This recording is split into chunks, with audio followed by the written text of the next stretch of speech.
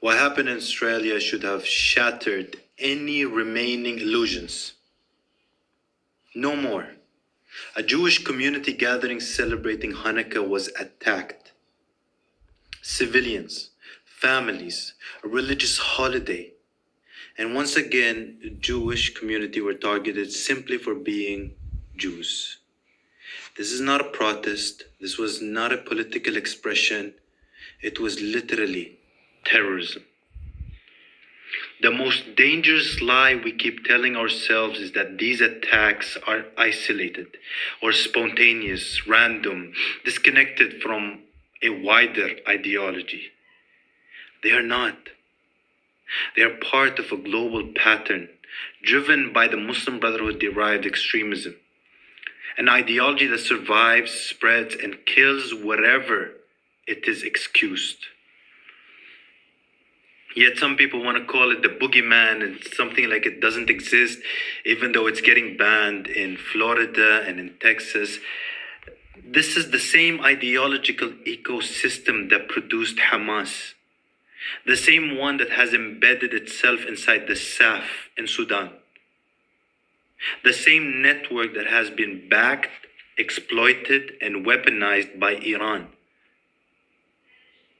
And speaking of Sudan, it's no longer just a civil war. It is being shaped into a future terror hub, where what you saw in Australia is just the beginning.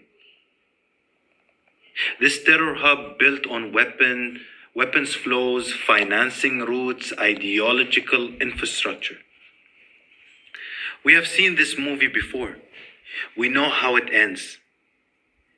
This pattern never changes. First, the ideology is normalized. Then the rhetoric is excused. Then warnings are dismissed as exaggeration. And finally, everyone acts shocked when civilians are murdered and killed in front of their own families.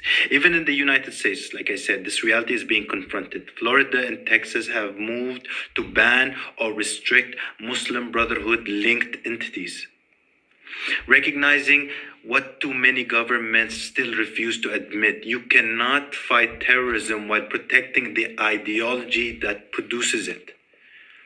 Violence against civilians has no justification. Not in Australia, not in US, not in Sudan, not anywhere. Terrorism thrives on silence. It feeds on moral inconsistency. And it grows when people are too afraid to name the problem clearly. Jews are always targeted first, but never last. History proves this again and again. So this is the moment for clarity. The Muslim Brotherhood must be condemned. Its networks must be dismantled, and its ideology must be banned, not rebranded, not excused, not even tolerated.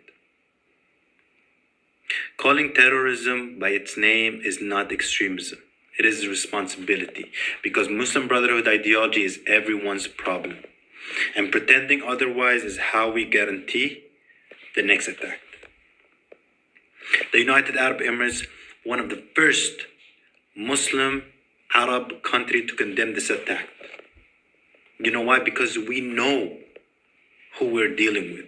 We know these people thrive on killing and murder. They are a people of war. There's not even war. They just try to kill every civilian they see, every family they see in front of them. What is the fault of the people who are trying to celebrate Hanukkah, or the people who are just trying to live in peace? There is no fault in that. There is no wrong in doing that. Yet they have sent two of their killers to kill.